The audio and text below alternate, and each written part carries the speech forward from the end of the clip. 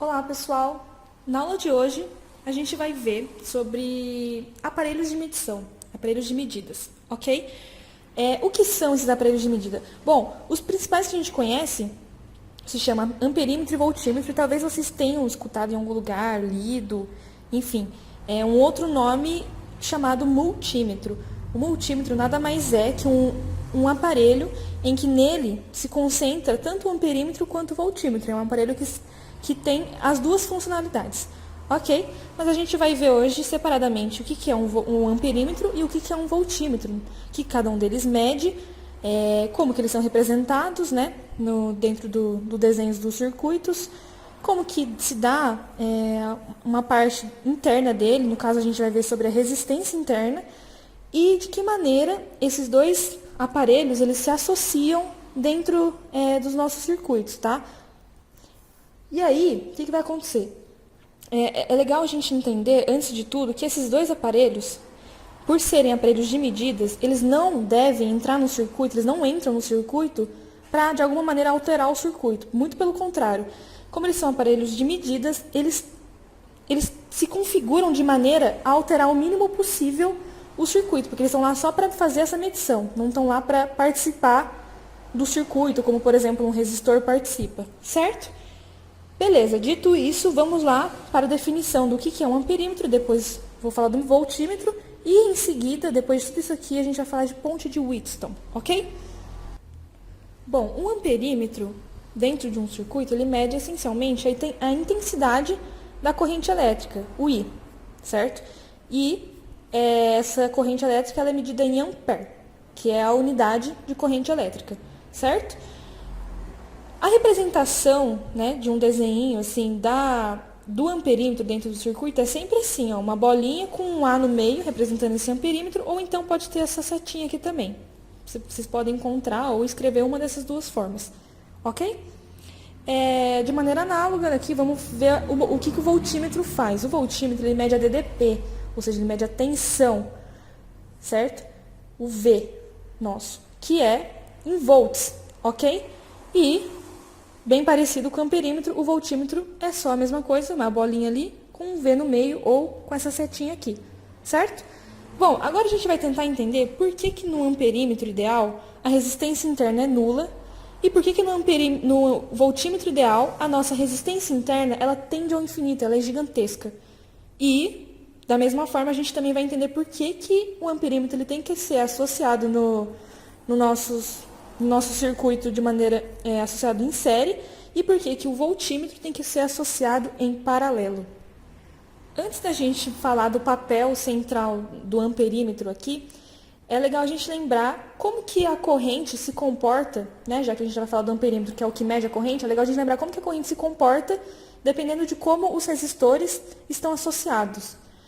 Vocês devem se lembrar que quando os resistores estão em série, a corrente ela se mantém, né? Ela não se divide entre os resistores. A corrente que passa no R1 é a mesma corrente que está passando aqui no R2. Então, é uma corrente só que está passando aqui. E é justamente colocando um amperímetro aqui que a gente consegue medir essa corrente que está passando, ok? E é justamente dessa ideia que a gente conclui do porquê que um amperímetro, na verdade, ele tem que estar em série e não em paralelo.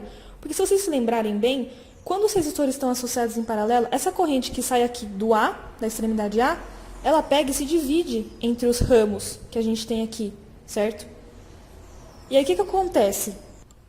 Colocar um amperímetro aqui, a gente estaria medindo uma parte da corrente só. Por quê?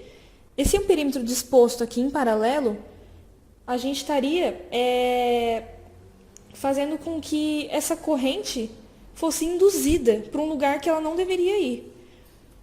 O que isso quer dizer? A princípio, eu quero medir a corrente que está saindo do A, que é a corrente que vai chegar no B, e não em uma parte do meu circuito. Então, é interessante que na verdade, o amperímetro não pode estar associado de maneira paralela aqui. Isso tudo porque a gente não quer que essa corrente ela seja desviada, certo? A gente quer medir a corrente na totalidade aqui. Tudo bem? E aí o que acontece? A gente tem que colocar sempre o nosso amperímetro, então, em série, ok? Só que aí, você pode se perguntar, bom, O amperímetro tem lá uma resistência interna também, né? Como eu comentei brevemente, na verdade, vários aparelhos que a gente usa, assim, no meio dos circuitos, eles têm uma resistência, ou enfim, de alguma maneira interfere, nem sempre ele é ideal, mas se a gente for considerar o nosso amperímetro ideal, por que que ele teria que ter uma resistência interna nula aqui? Já que a gente já entendeu que ele vai ser associado em paralelo, por que que a resistência interna desse meu amperímetro tem que ser nula? Porque, veja bem, quando a gente vai calcular aqui a resistência equivalente desse circuito aqui, a gente somaria R1 e R2. Se a minha resistência interna do amperímetro fosse grande o suficiente, ela iria interferir nessa resistência equivalente do meu circuito, certo? E não é o que a gente quer. O ideal é que essa resistência, então, do meu amperímetro seja a mínima possível, ou seja, seja praticamente zero, nula, tá? Então, recapitulando aqui, o amperímetro ele mede corrente, a resistência interna dele tem que ser nula para que ele interfira o mínimo possível e ele tem que ser ligado em série. O que significa, na verdade, a resistência ser nula, né? Porque, veja bem, pensando na corrente como se ela pudesse escolher os caminhos que ela faz, a corrente ela sempre vai buscar um caminho que ela encontra menos resistência, tá? Então, se a gente tivesse uma resistência muito alta, ela de alguma maneira ia interferir, sim, no circuito. Então, o amperímetro ele sempre é associado em série e o amperímetro tem uma resistência interna nula, certo? De maneira análoga, a gente vai analisar agora por que que na associação de resistores, se a gente for colocar um voltímetro, ele tem que estar em paralelo e não em série. Porque se vocês forem se lembrar bem, quando a gente associa os resistores em paralelo, a DDP ela se conserva aqui, né?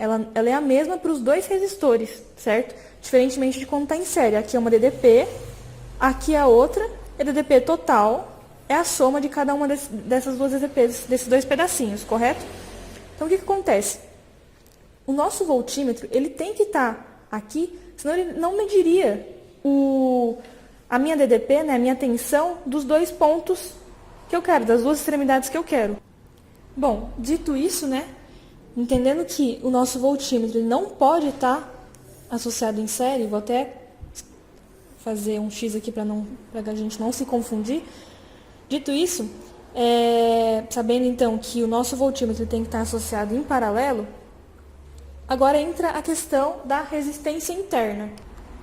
A resistência interna do nosso voltímetro, né, pensando no voltímetro ideal, o voltímetro ideal tem uma resistência interna muito alta, tendendo ao infinito. Isso porque, como eu tinha comentado com vocês, pensando, né, de uma maneira... enfim, não é isso que acontece. Obviamente, a corrente ela não escolhe para onde ela vai, mas, basicamente, a corrente ela vai passar por um lugar onde ela encontra menos resistência. Ou seja, eu tendo uma resistência enorme aqui, a corrente não vai querer passar aqui. E, de fato, eu não preciso que a corrente passe por aqui, porque eu não estou querendo medir corrente, estou querendo medir a DDP, tá? Então, tudo isso que eu tinha falado no começo isso aqui são aparelhos de medição. Amperímetro e voltímetro são aparelhos de medição. Eles não devem alterar nada do circuito. Eles têm que estar ali de maneira a medir sem alterar nada e de maneira que ele mesmo não queime também, porque às vezes a gente associa, né, isso em laboratório, associa o voltímetro, o amperímetro em um lugar errado e acaba queimando, certo? Então perceba aqui, se aqui a minha resistência interna desse meu voltímetro é muito alta, nenhuma corrente vai querer passar por aqui, as correntes elas vão passar por aqui. E é o que, de fato, se não tivesse o voltímetro, é o que iria acontecer no meu circuito, certo? Beleza, então, pessoal, recapitulando aqui, ó, então, nosso voltímetro, ele mede a tensão, ou DDP, a resistência interna dele tem que ser muito alta para que não haja interferência, né, tanto no percurso aqui da corrente e tudo mais, mas também na resistência equivalente do meu circuito. Se eu tivesse uma resistência muito baixa ali, a corrente ia passar por ali, enfim, interferir em tudo e, como eu falei, aparelhos de medição não podem interferir, não podem afetar o circuito. São lá para medir e não atrapalhar ninguém, certo? Bom, agora a gente vai ver ponte de Wheatstone. A ponte de Wheatstone, desculpa, nada mais é que um circuito elétrico bem específico, em que a gente vai ter essa associação aqui de resistores, de maneira que as nossas extremidades, elas formem uma espécie de um quadrado, um losango. E aí, nessa diagonal BC aqui, a gente tem, além desses outros resistores, esses outros 4 resistores, a gente tem uma resistência aqui e também um amperímetro, certo? Eles estão em série entre si, e um detalhe importante é que esse amperímetro, geralmente se usa um amperímetro muito sensível, um amperímetro capaz de detectar uma passagem de corrente elétrica de uma intensidade muito baixa, ok? E aí, nos vértices, né, de A até D, a gente tem um gerador elétrico, tá? Então, aí a gente fechou todo o circuito aqui, certo? E é justamente esse gerador que faz com que haja a passagem de corrente elétrica por essa ponte toda. O interessante dessa configuração aqui, né, dessa ponte de Wheatstone, na verdade, é quando ela está em equilíbrio. O que isso significa? Quando essa ponte está em equilíbrio, o amperímetro aqui que está nessa diagonal, ele não acusa uma passagem de corrente elétrica. Tá? Sabendo disso, a gente consegue perceber propriedades dessa ponte, que é a corrente que passa no resistor 1 é a mesma corrente que passa no resistor 4, ou seja, I1 igual a I4. Da mesma maneira, a corrente que passa no resistor 2 é a mesma corrente que passa no resistor 3, então I2 igual a I3. Essa propriedade é importante mais para frente. Agora, como a gente acabou de comentar aqui, entre B e C não vai ter uma passagem de corrente elétrica, isso significa que aqui a gente não tem uma diferença de potencial, então, entre B e C. Portanto, o potencial que eu tenho aqui em B é o mesmo potencial que eu tenho em C, né? A DDP é a mesma, ou seja, VB igual a VC. Tudo bem? E aí, por conta disso, né, por conta desse potencial aqui, entre esses dois pontos ser nulo, o meu potencial entre AC e AB vai ser igual, porque aqui é nulo. Então, de A até B vai dar a mesma coisa que de A até C, porque o potencial aqui é igual ao potencial aqui. Tudo bem? Então, UAB é igual a UAC, certo? Isso aqui é DDP, é o potencial. Ok? Dessa mesma maneira, a gente pode pensar nesse outro lado aqui. Meu potencial entre BD vai ser igual ao meu potencial entre CD, justamente porque B é igual a C, certo? Bom, seguindo essas outras duas propriedades que a gente acabou de ver por último, e aliando aos que a gente viu antes, e também em relação à primeira lei de Ohm, que é U igual a R vezes I, a gente pode definir certas coisas. Por exemplo, potencial entre A e B é resistência 1 vezes a corrente que passa em 1, certo? Ou seja, R1 vezes I1. E eu falei que o potencial, que a DDP entre A e B é igual a DDP entre A e C. Ou seja, isso é igual a R2 vezes I2. Resistência 2, corrente que passa em 2, certo? Beleza, dessa mesma maneira a gente pode pensar para o UBD e o UCD. Então, R4 vezes I4 é igual a R3 vezes I3. Só que perceba, a gente já tinha comentado da propriedade de que I1 igual a I4 e que I2 é igual a I3. Então, nesse lugar aqui de I4 e I3, a gente pode reescrever como sendo I1 e I2, tá? Daí o que acontece? A gente tem que, só repetindo aqui a primeira, I1 vezes R1 vezes I1 igual a R2 vezes I2. E aqui embaixo, o que a gente tem? R4 vezes I1, porque I1 é igual a I4, é igual a R3 vezes I2, certo? Se a gente dividir isso aqui uma pela outra, a gente encontra a seguinte coisa. R1 sobre R4, é igual a R2 sobre R3.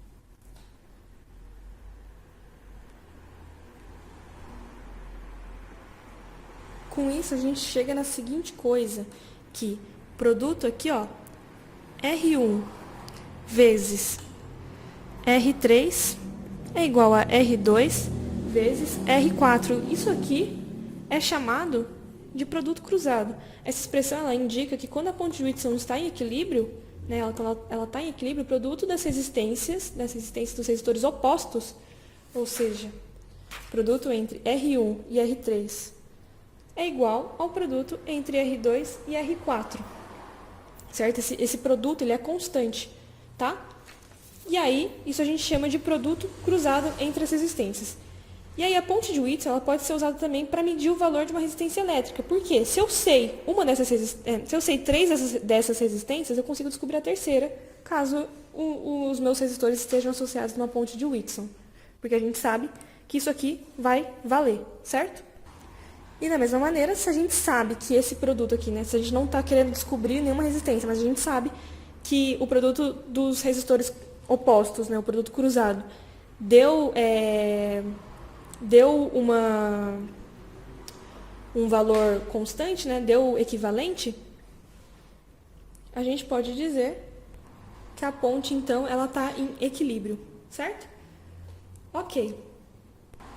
E aí, nos exercícios, eu poderia ter uma pergunta do tipo, determine a resistência R4, né, já sabendo as outras três resistências.